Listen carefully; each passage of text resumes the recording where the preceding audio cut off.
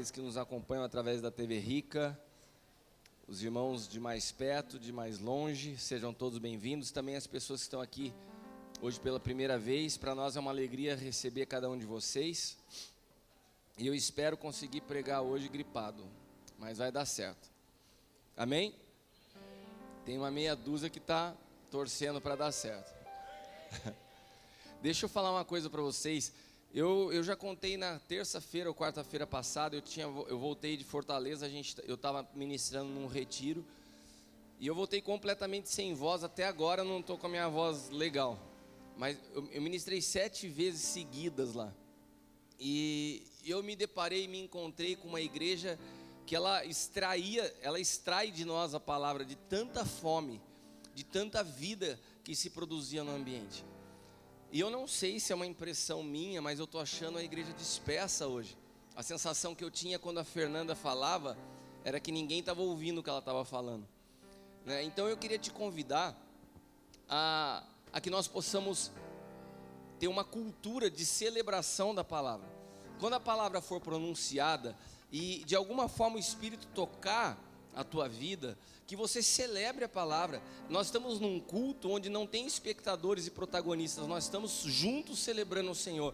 Então se eu falo e vocês ficam quietos, é um culto que é apresentado ao Senhor. Mas se eu falo e vocês respondem, nós juntos estamos apresentando um culto ao Senhor. Então se eu te perguntar amém, você responde amém. Se você quiser dar glória a Deus, você dá glória a Deus. Se você quiser se levantar e saltar, você levanta e salta. Se você quiser aplaudir, você aplaude. Mas não fique parado. Amém? Não fique parado. Por favor, não fique parado essa noite. Vamos produzir um ambiente de adoração. Vamos criar um ambiente de fome pela palavra. Amém? Fala para quem está do teu lado, o Senhor quer falar contigo hoje. Abra sua Bíblia em 2 Reis, capítulo 6. Enquanto você acha aí 2 Reis, capítulo 6, queria perguntar a quem esteve aqui na última sexta-feira. Nós recebemos a pastora Vanessa lá de Ilhabela. Quantos estiveram aqui? A pastora Vanessa tem um testemunho fortíssimo. E o testemunho da pastora Vanessa é um testemunho não de morte, é um testemunho de como você supera as situações mais complexas da vida, quando sua vida está fundamentada em Cristo. Uma das frases mais fortes que ela disse foi: o milagre não transforma a vida de ninguém. Existem pessoas que esperam por um milagre para mudar de vida. Milagre não transforma a vida de ninguém. A Bíblia fala que 10 leprosos certa vez foram curados e 9 foram embora. Foram embora satisfeitos com o milagre. Eles não queriam nada com Jesus, eles queriam só o milagre. Porque o milagre é algo que acontece no teu homem exterior. Agora os processos da vida, situações como o que essa pastora passou, eu não sei se você veio, mas ela conta o testemunho de perder um filho, uma criança com 3 anos de idade.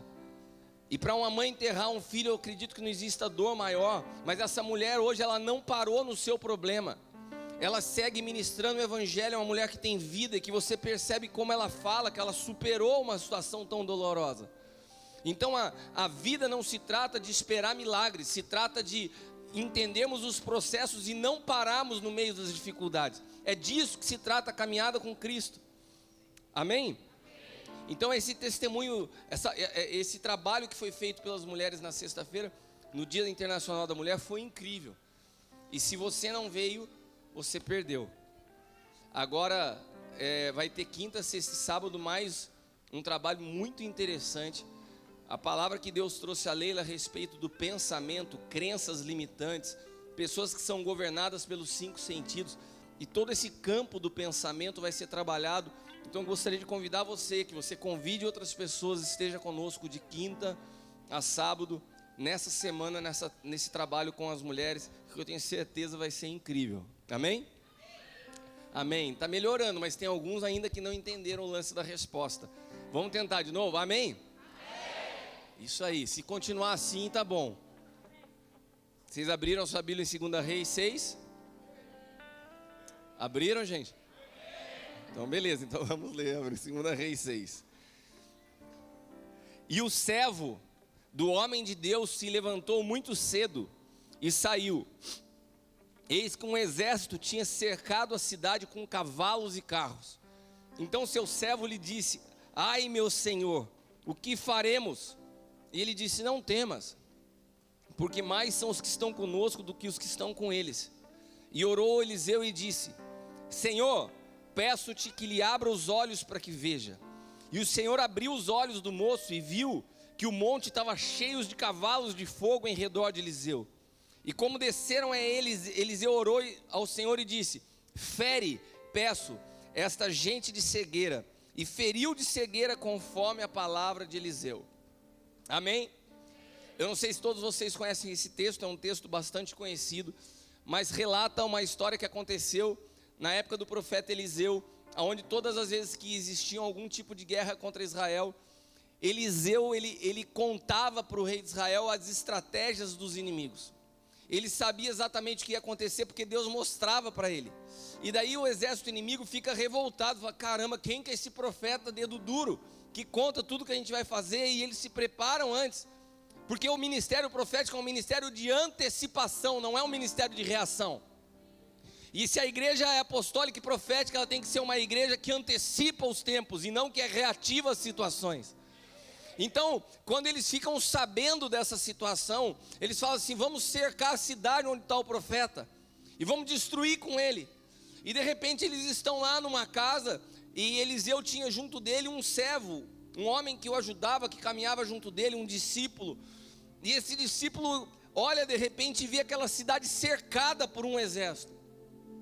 Os olhos dele, quando miram, quando enxergam aquela realidade, ele traz sobre a vida deles um temor e uma aflição.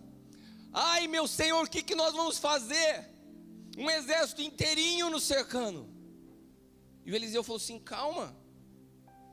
A oração de Eliseu é: calma, Senhor, abre os olhos dele para que ele veja. Meu irmão, quando Eliseu faz isso, na verdade ele estava fazendo duas orações em uma. Eliseu estava falando assim: fecha os olhos naturais e abre os olhos espirituais. Leva esse homem, Senhor, a parar de enxergar naturalmente, que ele possa abrir os olhos do Espírito. Sabe qual que é o tema da mensagem dessa noite? Lutando de olhos fechados. Fala para quem está do teu lado: você vai precisar lutar de olhos fechados. Você vai precisar aprender a lutar de olhos fechados. O maior inimigo, o maior opositor a realidades do Espírito, a visão espiritual, ao que Deus está realizando nesse exato momento no Espírito, é aquilo que os teus olhos naturais te mostram. Muitas vezes a realidade ao nosso redor é que nós estamos cercados naturalmente. Muitas vezes nós estamos atravessando situações que não têm saída, não tem solução iminente. Chegamos ao final das nossas forças, e nesse momento muitas pessoas entram em desespero, muitas pessoas se perdem. Mas nesse momento, onde chega nessa situação, Eliseu fala assim: calma, Senhor, abre os olhos dele para que veja o que eu estou vendo.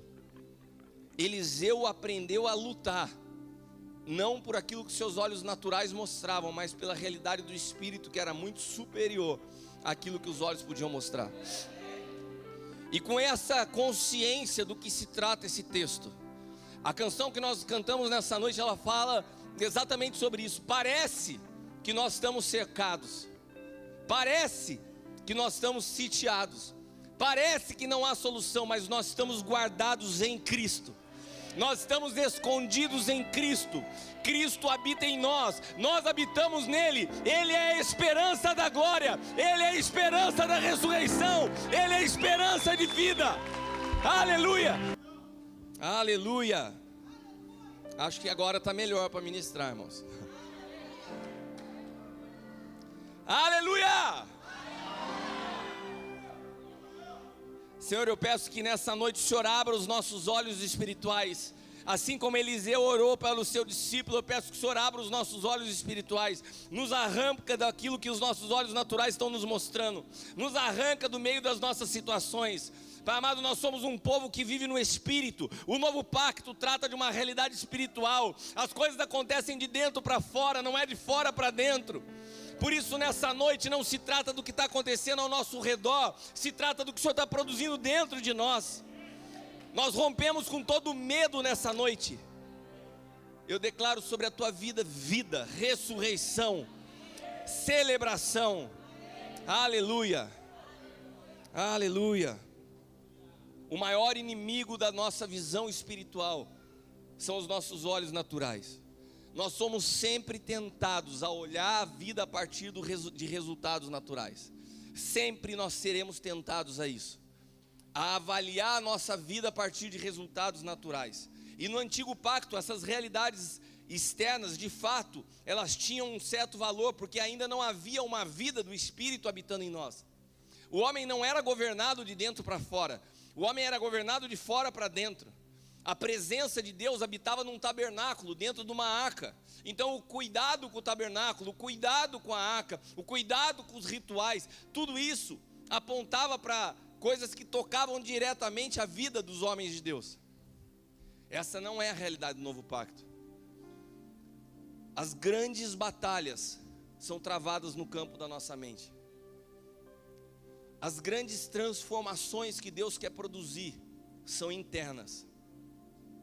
Nós somos desafiados a caminhar pelo Espírito. Nós somos desafiados a sermos pessoas espirituais e não carnais. Mas todas essas situações, muitas vezes, nós precisamos conviver com um contraste. Sabe quando Paulo fala que muitas vezes ele vivia guerras externas e temores internos? Ele fala dessa realidade que muitas vezes nos faz viver contrastes na nossa vida. Quais são esses contrastes? Nos momentos que você mais se rende, nos momentos que você mais se entrega, nos momentos onde você decide caminhar mais perto, parece que os problemas aumentam. Parece que no teu exterior as coisas não dão certo. E a gente quer medir o favor e a graça de Deus por aquilo que está acontecendo ao nosso redor. Se nós somos tentados a fazer isso, nós caímos exatamente na armadilha do inimigo. Porque o diabo ele não pode tocar a tua vida, mas as circunstâncias à sua volta, muitas vezes, são situações exatamente para te levar a questionar as decisões que você tomou. Essas situações de contraste são as próprias situações que o próprio Jesus viveu. O Filho de Deus, que caminha sobre as águas, que multiplica pão e peixe, que dá vista ao cego, de repente está tomando o cálice da aflição no Getsêmani, ao ponto de transpirar sangue, tamanha a sua aflição. E Jesus nos disse: no mundo vocês terão aflições. Eu tive aflição e vocês vão ter aflição. Sabe por quê? Porque a aflição faz parte do processo de Cristo ser formado em nós. E o grande problema é que o evangelho desses dias é um evangelho que promete te livrar da aflição. Ou seja, é um evangelho antibíblico. Porque a palavra não fala que nós seremos libertos da aflição, fala que nós venceremos as aflições. E nós precisamos entender que nesses processos que passamos, nessas lutas que travamos, nós não podemos permitir que os nossos olhos naturais determinem aquilo que nós cremos. Nós não podemos sair do mesmo sistema de medida desse mundo, que aponta sucesso e fracasso em relação às circunstâncias que passam à nossa volta. Eu tenho visto muitas vezes ministrações e colocações de uma igreja apostólica, que é uma igreja que parece que ela tem um nível superior a uma igreja convencional, que avança, que é pioneira, e tudo isso é uma realidade. Mas a marca do ministério apostólico, principalmente, é a capacidade de suportar as aflições. Abra sua Bíblia em 1 Coríntios 4, versículos do 9 ao 15. Esse é o apostolado que eu creio. Esse é o apostolado para qual eu fui chamado. Esse é o fundamento da igreja de Cristo. Porque tenho para mim que Deus, a nós os apóstolos, nos colocou por últimos, como condenados à morte. Somos muitas vezes feitos de espetáculo ao mundo e aos anjos e aos homens. Somos loucos por amor de Cristo, e vós, sábios em Cristo. Nós somos fracos e vocês são fortes. Vocês são ilustres e nós vis. Até a presente hora sofremos fome, sede, estamos nus, recebemos bofetadas. Não temos pousada certa, nos afadigamos trabalhando com nossas próprias mãos. Somos injuriados e bendizemos. Somos perseguidos e sofremos. Somos blasfemados e rogamos. Até o presente temos chegado a ser como o lixo desse mundo e como a escória de todos. Eu não escrevo estas coisas para vos envergonhar, mas vos admoesto como meus filhos amados. Porque ainda que vocês tenham 10.000 aios em Cristo, contudo não teríeis muitos pais, porque eu pelo Evangelho vos gerei em Cristo Jesus. Paulo aqui ele defende o seu apostolado e a sua paternidade. A igreja, ela foi fundamentada no ministério apostólico profético e num cuidado paterno. Não é um cuidado de um sobre o outro, é um cuidado de um pai em favor dos filhos. Esse é o cuidado da paternidade. Esse é o princípio da paternidade. E esse princípio de paternidade é de um pai que vai respaldando o seu filho em meio às aflições. Porque muitas vezes nós vamos entrar em situações na nossa vida que não foram geradas por culpa nossa.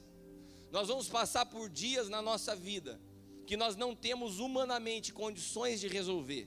E quando nós entramos nesses dias, a Bíblia nos respalda falando: vocês vão ser julgados, vocês vão ser blasfemados, vocês vão ser questionados. E nessa hora não é a hora de pipocar, e nessa hora não é a hora de mimimi, e nessa hora não é a hora de falar: Deus, onde o Senhor está? Eu estou aqui te respaldando, porque se passares pelo fogo, ele não vai te queimar. Se passarem pelas águas, elas não vão te afogar. Isso não quer dizer que você não vai passar, mas que eu vou passar contigo. Quantos estão entendendo? Quantos de nós vivemos muitas vezes essa aparente contradição? Parece que no interior você está voando, mas quando você olha a realidade à sua volta, está um caos. Você percebe Cristo sendo formado em você, mas à medida que no teu interior você está transbordando, por fora os problemas estão diante de você e você não tem como resolver, parece que você está atado. Mas sabe o que a Bíblia nos diz? Que nós fomos feitos voluntariamente escravos de Cristo. Não foi Ele que nos escravizou. Quando nós entregamos as nossas vidas a Ele, nós nos tornamos prisioneiros de Cristo por amor. Nós voluntariamente, cada um de nós que está aqui, o dia que entregou sua vida a Jesus, se tornou prisioneiro de Cristo. Prisioneiro de Cristo. Sabe o que é isso?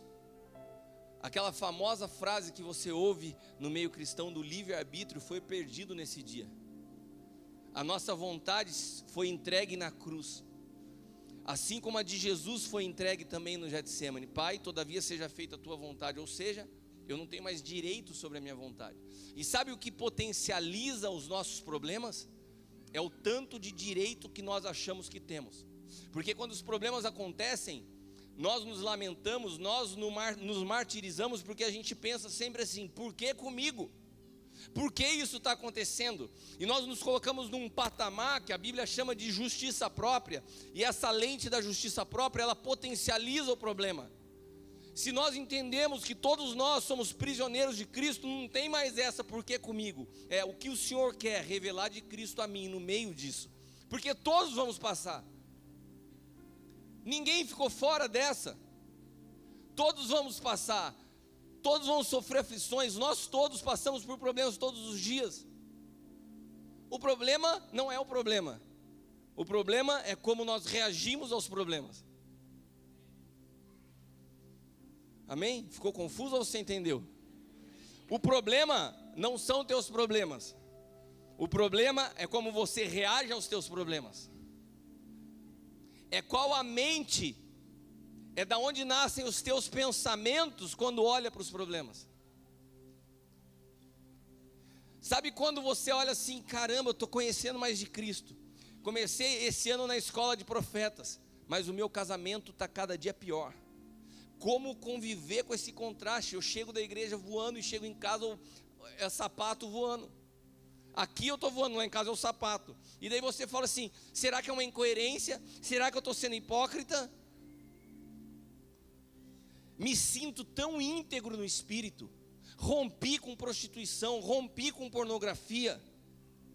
Mas que coisa, nesse exato momento eu também perdi minha reputação diante dos homens. Quantos já viveram esses contrastes?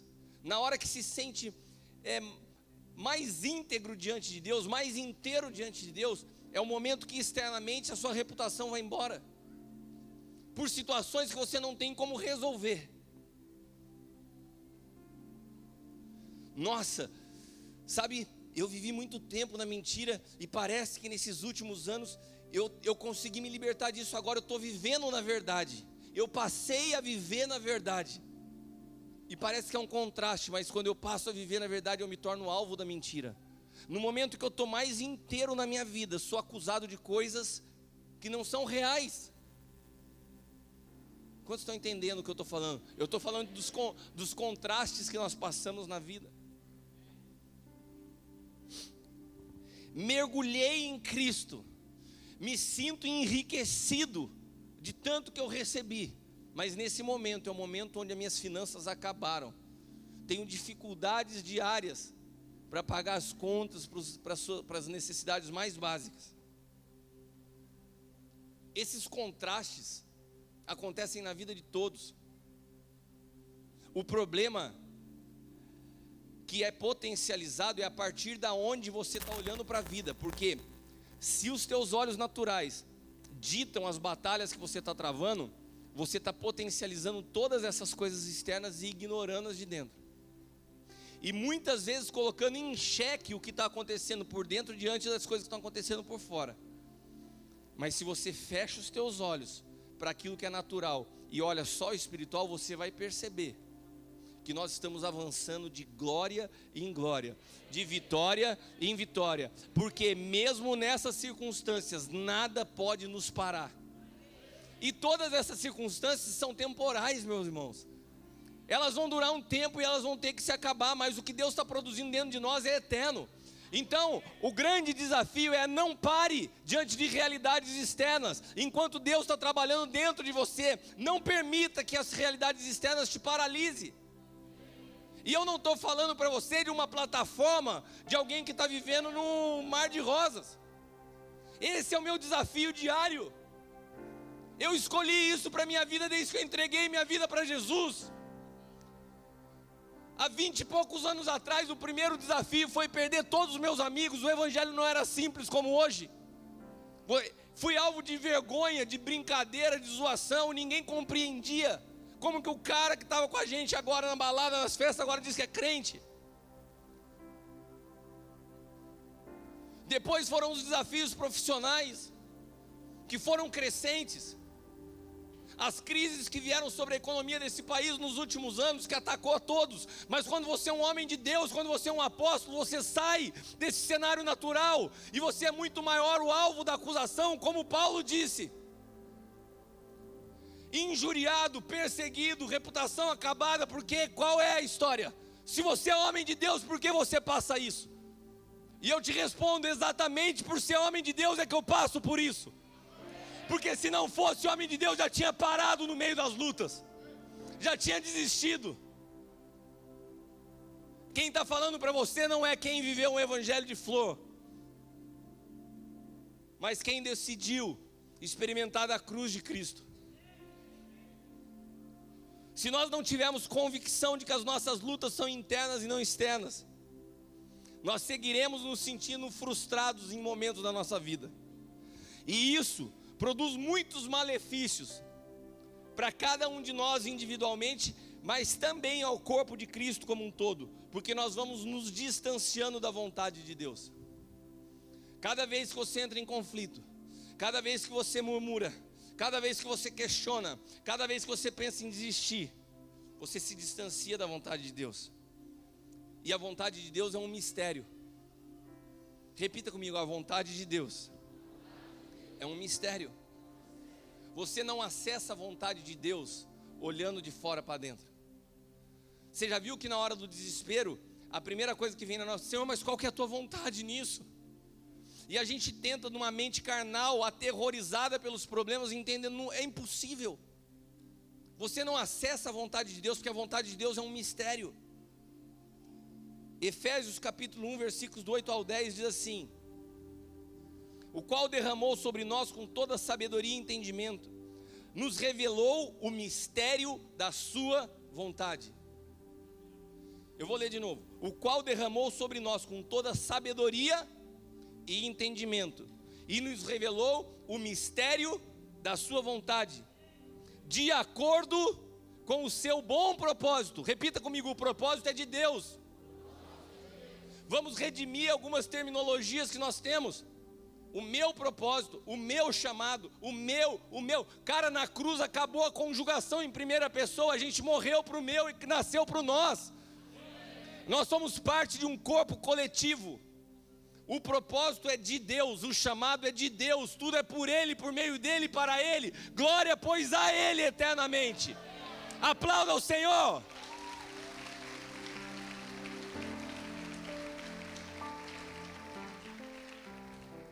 A vontade de Deus é um mistério, de acordo com o seu bom propósito, que foi estabelecido em Cristo, ou seja, de fazer convergir em Cristo todas as coisas, celestiais ou terrenas, na dispensação da plenitude dos tempos.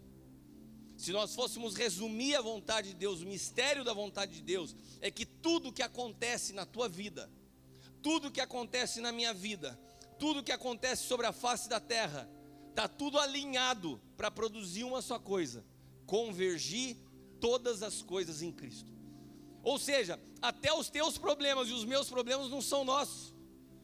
Eles têm um único propósito: obedecer à vontade eterna de Deus e fazer convergir todas as coisas em Cristo. Cara, quando você tira os teus olhos dos teus problemas para uma visão natural, você começa a entender que até eles contribuem para convergir todas as coisas em Cristo. Na carta aos Romanos, Paulo fala sobre isso: todas as coisas cooperam para o bem daqueles que amam a Deus, daqueles que vivem segundo o seu propósito. Ou seja, as minhas e as tuas aflições, elas têm um objetivo: contribuir para convergir todas as coisas em Cristo. E a vontade de Deus só pode ser compreendida por uma mente espiritual, por uma visão espiritual. Por isso os nossos olhos naturais você tem que guerrear de olho fechado. Você tem que lutar de olho fechado.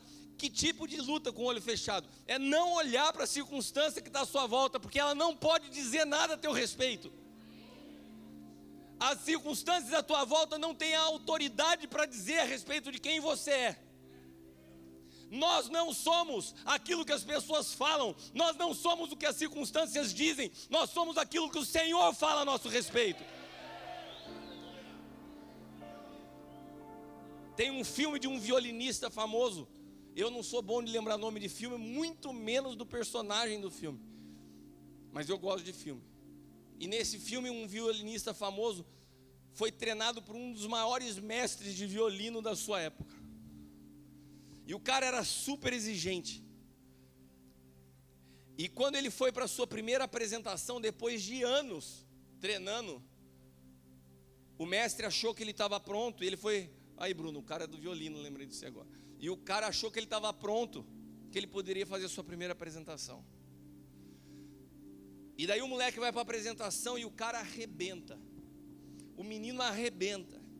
Todo mundo de pé, aplaudindo. E ele com uma cara séria, olhando para o lado. E ele não reagia aos aplausos. Até que uma pessoa pergunta para a outra assim: o que está acontecendo? O moleque arrebentou. Está todo mundo de pé aplaudindo e ele está com uma cara séria. Daí a pessoa que estava do lado dele falou assim: ele está esperando a opinião do mestre. E de repente ele olha para o lado, o velhinho se coloca de pé, faz só assim com a cabeça.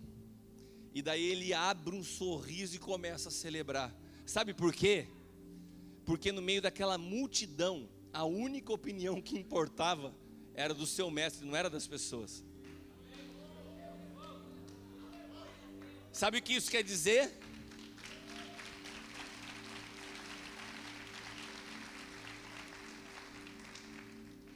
Ninguém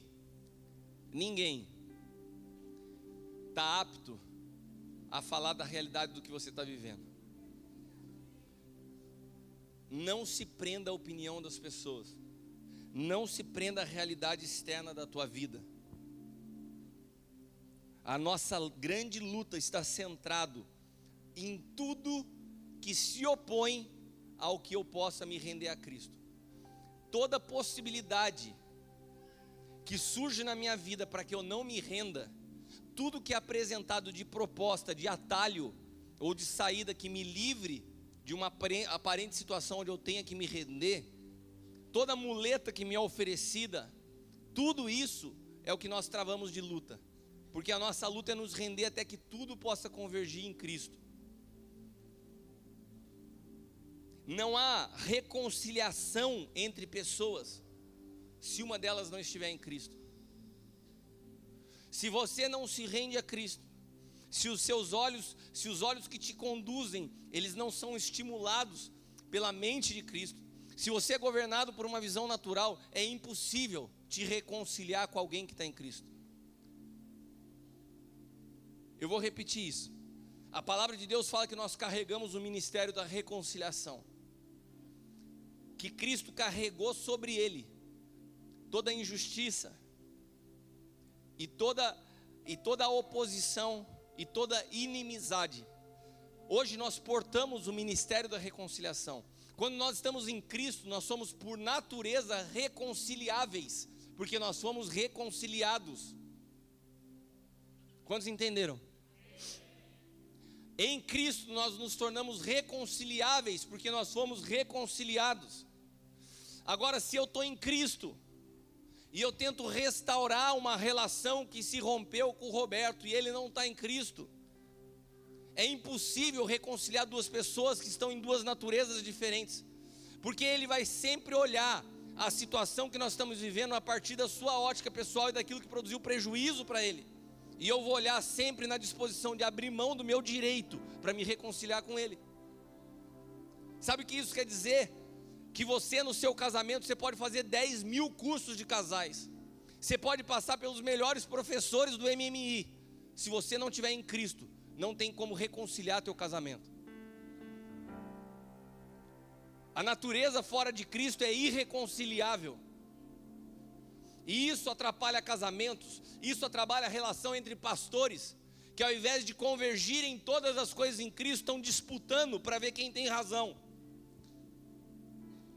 Pode fazer 10 mil cafés de pastores para tentar produzir unidade, pode chamar todo mundo para orar junto, para dar as mãos. Se nós não fomos levados pelo Senhor a Cristo, nós somos por natureza irreconciliáveis. Vamos sempre ver o outro, vamos sempre ver o próximo como alguém que compete comigo e não como quem coopera comigo. Nos tornamos competidores ao invés de cooperadores. E as igrejas que não compreendem isso seguem disputando pessoas. Fulano de tal que era meu, agora está aí com você. Quem é dono de alguém? Quem é dono de alguém? A quem você pertence? O vínculo que nos une ao amor, não à posse. Nós servimos em amor, nós cuidamos em amor.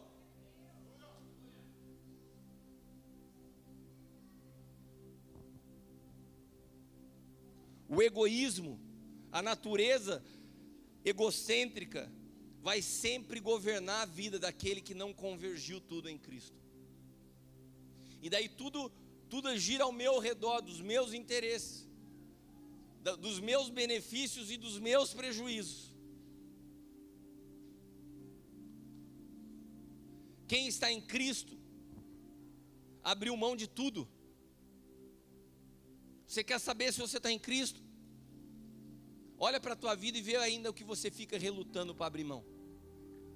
Quem está em Cristo abriu mão de tudo. E quem não está em Cristo se prende em tudo. Se prende na opinião das pessoas, se prende no jeito de pensar, se prende nos centavos das finanças numa conta. Sabe por quê? Porque a reconciliação é um espírito e não um ato isolado. Você pode pôr duas pessoas uma na frente do outra para tentar reconciliar e falar assim, teve um ato de reconciliação. Se ela não tiver no espírito de reconciliação, não tem ato que justifique a reconciliação. Eu já tive situações na minha vida onde eu sabia que um pastor estava chateado comigo. E se passaram 2 anos tentando me aproximar, mandando mensagem, falando para pessoas, eu queria saber, porque eu não sabia o que tinha acontecido. Eu não sabia o que eu podia ter feito que possa ter ofendido ele. Era um amigo que caminhava junto. Até que eu tive a oportunidade de cruzar com ele numa conferência. E eu fui até ele pessoalmente. E eu falei assim, olha, eu não sei o que eu te fiz, mas nós não temos direito em Cristo de caminharmos em oposição um ao outro. Eu queria te pedir perdão e quero me reconciliar contigo. Eu me humilhei porque eu não tenho direito a ficar preso à minha vaidade, ao meu orgulho. Ou pensando assim, eu não fiz nada, por que eu vou chegar diante do cara? Eu fui contra a minha natureza para produzir isso. E ele me abraçou e disse amém. Foi um ato para ele. Para mim era um espírito. Ele continua a mesma coisa. Porque se nós não tivermos debaixo do espírito de reconciliação, não tem ato de reconciliação. Repita comigo, a reconciliação é um espírito. Como que a gente consegue aconselhar casais aonde um não está debaixo do espírito de reconciliação, onde um não é governado pelo espírito de reconciliação? É impossível. É um exercício frustrante para nós como pastores. Você vai conversar com a pessoa que é cheia de direitos, cheia de justiça própria, sempre na defensiva, sempre apontando todas as justificativas pelas suas atitudes. Isso não é a natureza de Cristo. Em Cristo nós abrimos mão de nós mesmos. Nós renunciamos aos nossos direitos, renunciamos às nossas vontades em favor do outro. Quanto mais a nossa esposa, aonde a palavra diz que nós temos que dar a nossa vida por amor. Maridos irreconciliáveis, esposas irreconciliáveis, porque se prendem às baboseiras externas.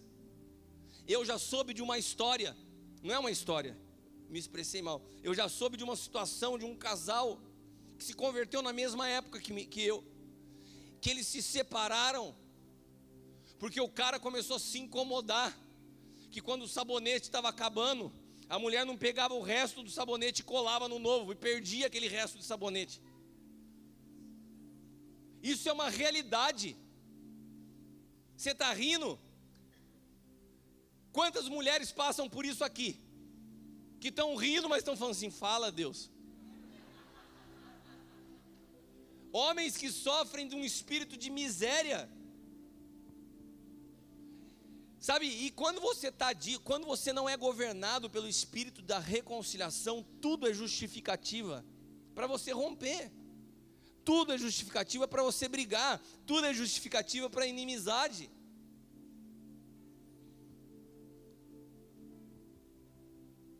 As pessoas irreconciliáveis, elas não se tornaram irreconciliáveis pelas suas diferenças com outras pessoas, mas pela ausência de Cristo.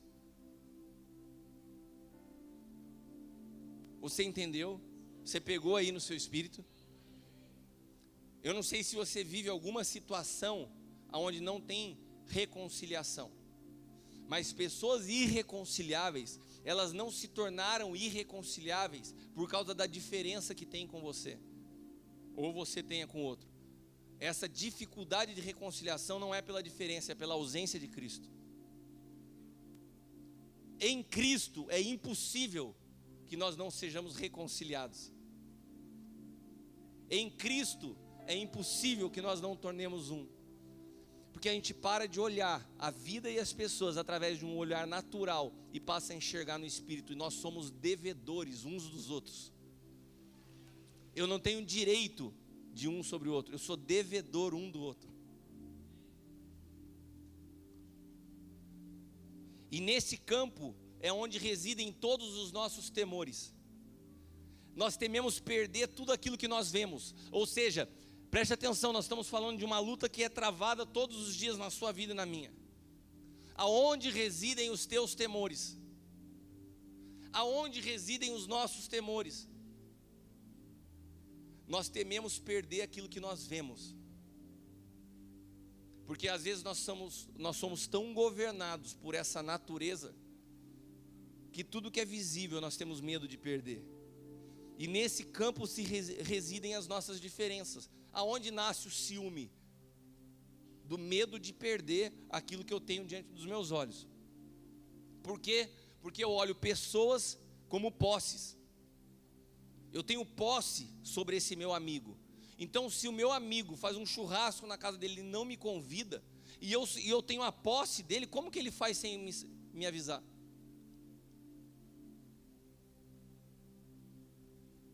Eu tenho no casamento, então o casamento, a pessoa é a minha posse. Eu casei com a Leila, ela passou a ser minha propriedade. Essa é a visão que muitos homens têm. Pessoas que têm uma paternidade equivocada, uma paternidade espiritual que nasceu de um legalismo, porque nós só vivemos a graça, nós só vivemos o novo pacto quando nós somos emancipados da lei. A lei é o nosso tutor até que nós venhamos a amadurecer. Por isso um pai espiritual tem que necessariamente ser alguém que esteja mergulhado em Cristo, porque se ele não está mergulhado em Cristo, ele vai controlar os filhos através da lei, e não vai servir em amor. E só tem um jeito de eu me tornar pai, eu amadurecer e ser emancipado em Cristo.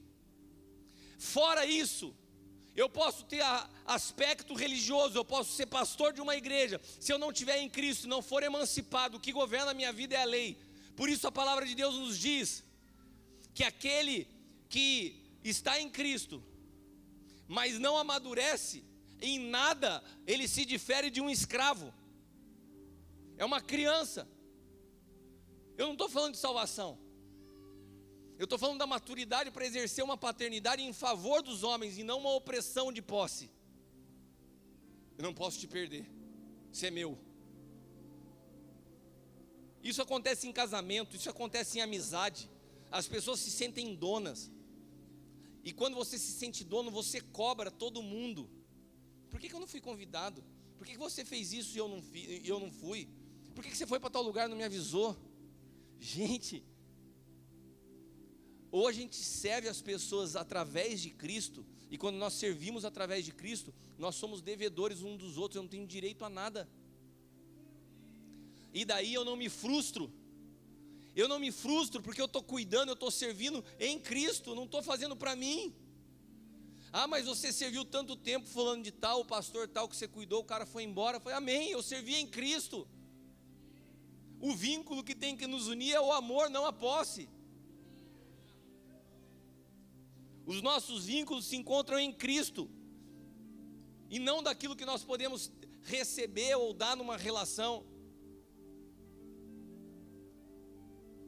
Hoje, esse espírito está de uma forma sutil se enraizando dentro das igrejas, fazendo as pessoas governarem as suas vidas do seu jeito, observarem as pessoas como posse ou como os grandes culpados das nossas aflições. O problema é que ninguém olhou para mim.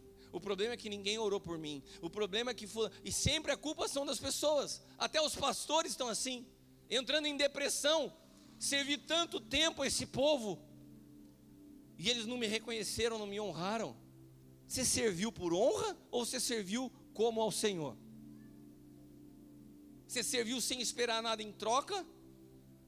Assim como o nosso Senhor, que deu a sua vida por amor a muitos, e de todos aqueles que Ele serviu, que Ele curou, quantos foram lá para... Opa, estou sabendo que Jesus está sendo crucificado, eu era cego, agora estou vendo, eu vou lá.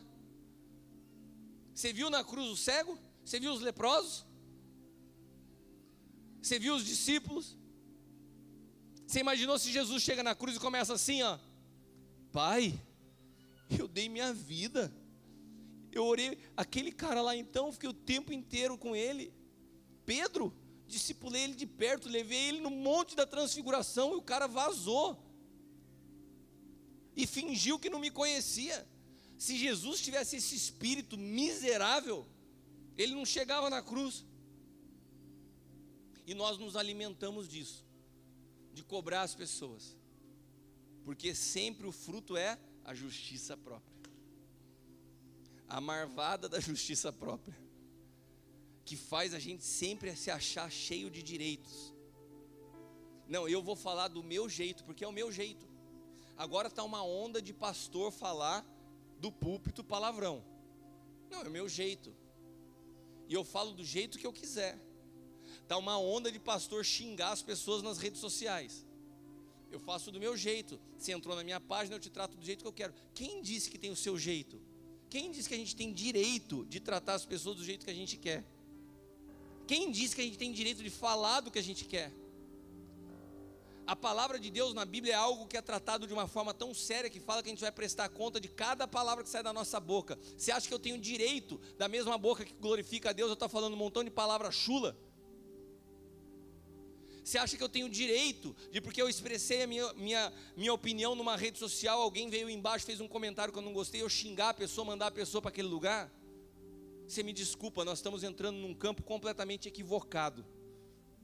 O evangelho é a renúncia do eu, não são os meus direitos sobre o outro. E vou te dar uma orientação, meu irmão. Tenha discernimento de quem você segue nas redes sociais. Não se alimente desse espírito. Nós queremos falar do nosso jeito e não do jeito de Deus. Dar as nossas opiniões, ainda que elas sejam desconexas com a dele. Sabe por quê? Porque se a gente perdeu a visão, a gente perdeu os protocolos. Eu acho que eu posso tratar todo mundo de qualquer jeito. Nós esquecemos que a palavra de Deus nos chama de embaixadores. Sabe o que é um embaixador? É um representante. Eu não tenho direito de me portar como eu quero, porque eu represento um reino que não é desse mundo. Eu sou representante de Cristo sobre a face da terra. Eu transporto Ele na minha vida. Eu não trabalho mais, eu não falo mais da perspectiva do que eu acho. Eu o represento na maneira que eu me movo. Então eu trato as pessoas a partir de como Ele trataria. Eu observo as coisas a partir de como Ele observaria. Eu falo palavras através de como Ele falaria. Não ache natural, se começar essa onda, não ache natural palavrão no meio dos crentes. Não é. Não é. Quando Isaías fala assim: eu vi o Senhor, eu sou um homem de lábios impuros e habito no meio de um povo de impuros lábios. Ele tem essa experiência porque ele tem uma experiência com Deus e a sua identidade é transformada. Sabe o que está faltando para alguns pastores hoje? Terem uma experiência com Cristo, para terem suas identidades transformadas, e não tentarem pegar as suas identidades, que mal resolvidas, e trazerem para o púlpito para pregar do jeito que querem.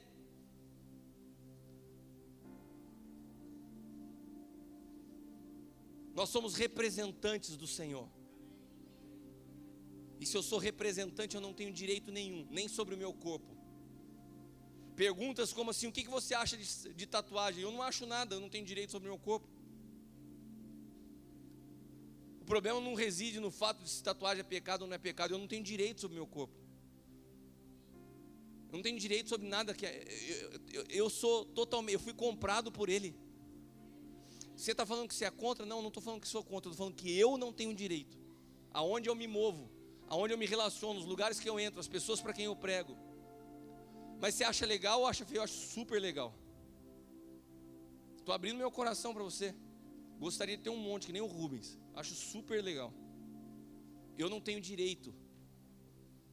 Assim como eu prego aqui, eu preguei num conselho de pastores batistas lá em Curitiba. Eu vou aonde o Senhor tem aberto portas. Eu entro porque eu estou representando a Ele.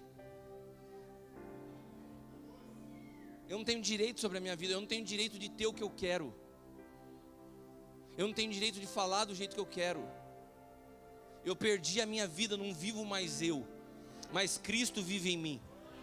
A vida que eu vivo na carne, eu vivo pela fé e não pelos olhos. Se você vai aplaudir, aplauda direito.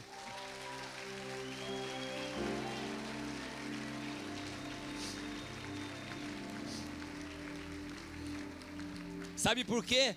Porque a vida em Cristo, a realidade do novo pacto é uma expressão de dentro para fora. Nós somos chamados a manifestar e não a se exibir. Manifestação é o atributo de quem coloca para fora uma realidade interior. E exibicionismo é o que tenta se amostrar, tudo que tenta se mostrar por fora, trazendo a atenção para si mesmo e não para Cristo. O nosso chamado como igreja é manifestar Ele e não exibir a nossa vida, porque Ele reside no nosso homem interior, Ele não está centrado na realidade do nosso homem exterior. Então nós manifestamos o interior e não exibimos o exterior. E hoje nós estamos diante de dias onde a igreja se tornou muito visual, e isso é um perigo para a nossa fé, porque nós somos chamados a lutar de olhos fechados. Nós somos chamados a arrancar os nossos olhos das coisas naturais. Nós temos que estar dispostos a morrer para os resultados em favor do crescimento. O nosso nível de sofrimento em meio às circunstâncias é proporcional à nossa capacidade de enxergar a Cristo. O que é isso? Todos nós vamos passar as aflições, todos nós vamos passar por situações difíceis na nossa vida, mas o nível do nosso sofrimento é proporcional à medida que nós estamos rendidos a Cristo. Enquanto eu estou preso na minha justiça própria, enquanto eu estou enraizado nos meus direitos, o meu sofrimento é sempre muito maior. Quando eu estou rendido a Cristo, eu passo pelas tribulações com uma outra intensidade de sofrimento. Quando os nossos olhos espirituais se abrem, um dos maiores aprendizados que recebemos é a habilidade de lidar com os desafios externos, com os sofrimentos que nós somos expostos todos os dias, sem nos prender a eles. E dentre todos os obstáculos para essa vida, onde nós lutamos de olho fechado, eu volto a repetir para vocês, o maior obstáculo a isso se chama justiça própria. Repita comigo, justiça própria. Por que eu? Por que comigo? Por que isso? Por que aquilo? Por que fulano de tal e não eu? O meu direito como marido nessa casa, porque eu sou o sacerdote. Quantos homens falam assim com as suas mulheres? Eles querem usar suas bíblias. A autoridade você não impõe, você conquista. Minha esposa me respeita não porque eu grito por ela, não porque eu grito com ela, mas porque ela reconhece em mim a pessoa de Cristo. Meus filhos me respeitam, não porque eu estou com vara batendo nas costas dele todos os dias, é porque eles veem coerência do meu discurso com a minha prática. Meus pais naturais que estão aqui e meu pai espiritual que está aqui me respeitam, porque eu aprendi a respeitá-los e honrá-los. Você sabia, eu tenho 45 anos de idade. Até hoje, para eu tomar decisões, eu pergunto o que o meu pai e minha mãe acham, em honra. Eu pergunto o que o apóstolo Eli acha, em honra. Eu vejo jovens falando assim, quando eu tiver 18 anos eu sou dono do meu nariz. Você não é dono de nada, meu irmão, você não entendeu nada. Até hoje eu não sou dono de nada. Até hoje eu me submeto. Até hoje eu entendo que a obediência me protege. Esse excesso de desejo por liberdade tem uma raiz de rebelião. Porque quem aprendeu a se submeter a uma paternidade genuína, sabe que é um presente poder ter um pai para te falar, faz isso ou não faz aquilo. Eu não faço isso porque me é imposto, eu faço isso porque é um privilégio.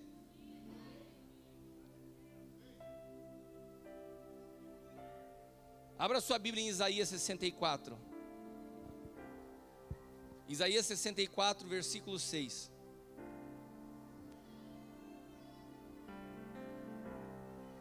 Aleluia.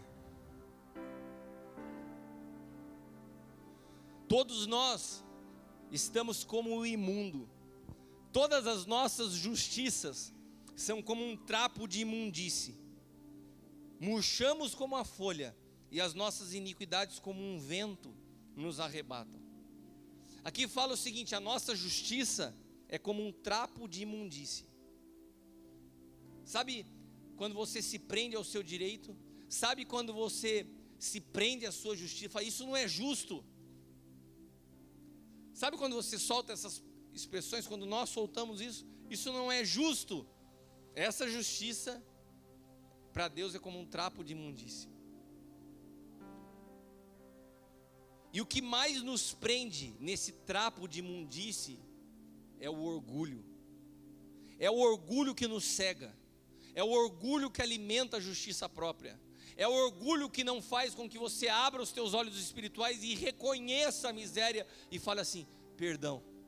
E tenha humildade de chegar num relacionamento, de chegar diante de uma esposa e falar assim, meu amor, eu errei. Meus olhos se abriram, eu estou errado. Nós nos prendemos a dois irmãos que andam de mão dada, a justiça própria e o orgulho. Um alimenta o outro. E enquanto a gente fica preso nisso, nós continuamos irreconciliáveis. Apoiado em toda a nossa perfeição moral. De que vale a nossa perfeição moral diante dos homens, se nós somos reprovados por dentro diante de Deus? Sabe o que é a perfeição moral diante dos homens? É a vida conduzida pela lei. É aquele jovem rico que chegou diante de Jesus, não conseguiu seguir, apesar de ser moralmente impecável. As pessoas que mais me acusaram ao longo da minha jornada cristã são pessoas que tinham esse mesmo contexto. Pessoas que moralmente cumpriam suas obrigações diante da sociedade, mas que internamente eram pessoas podres. Porque a perfeição moral é uma carcaça de legalismo que esconde a realidade de quem nós somos. Jó foi um homem provado por Deus, porque Jó se apoiou mais na sua moral. Jó era apaixonado pela sua moral. E Deus falou assim, Jó, você precisa me conhecer de dentro para fora. Os teus olhos têm que se abrir. E depois de todos os processos de Jó, onde ele perde tudo, onde ele é julgado pelos homens, onde ele perde a sua moral diante dos homens, onde a sua reputação vai abaixo, porque na época da lei, você era medido por aquilo que você tinha, e as situações que vinham sobre a sua vida de dificuldade eram a prova que Deus não era contigo. Então os amigos de Jó julgavam ele, e no final de tudo aquilo, ele chega e fala assim, agora meus olhos te veem. Agora meus olhos foram abertos. O nosso legalismo e a nossa moral não são suficientes.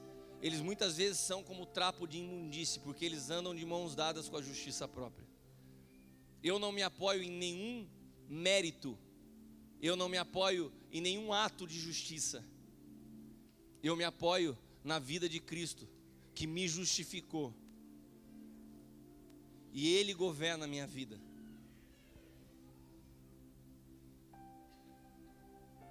Saia da justiça própria. Se liberte da prática da lei. O Evangelho não é um livro de certo e errado, de pode e não pode. O Evangelho é uma mudança de natureza. E para que você receba a natureza de Cristo, você tem que abrir mão da tua. Você tem que renunciar à tua. Porque enquanto nós não amadurecemos em Cristo, em nada nós vamos nos diferenciar de um escravo. Uma pessoa que não é madura em Cristo, ela continua sendo governada pela lei. Apóstolo, você quer dizer então que eu não estou vivendo um novo pacto? É isso que eu quero te dizer. Você pode estar dentro de uma realidade onde se fala de um assunto que você não consegue entrar, porque o que governa a tua natureza ainda é a lei. Você só é emancipado pela lei quando você é emancipado em Cristo. Quando você é maduro em Cristo. Enquanto você não é emancipado da lei, você continua precisando de tutores. Você vai precisar de um pai do teu lado te falando, isso não pode, cara. Esse padrão de namoro está errado. Ah, mas é para o resto da vida? Não. Porque um pai, ele tem como objetivo levar um filho à estatura de Cristo. E quando você tiver a mente de Cristo, tiver capacidade para discernir as coisas, e você estiver livre para ir, sabe o que você vai falar? Pai, obrigado. Eu estou livre, mas eu quero continuar contigo, porque a sua opinião é maravilhosa na minha vida. Eu sou livre, eu estou emancipado, mas hoje meu vínculo com você é de amor. Qual a tua opinião sobre isso? Esse é um processo de ser emancipado. Não é porque você está num ambiente onde se fala do novo pacto que você já entrou nisso. Porque o amadurecimento em Cristo é que nos emancipa da lei. E nessa noite, eu estou te falando isso na perspectiva de quem quer te ajudar a ser livre de todas as aflições que são apontadas para você por aquilo que os teus olhos te mostram. Eu queria te convidar a se colocar de pé nessa hora.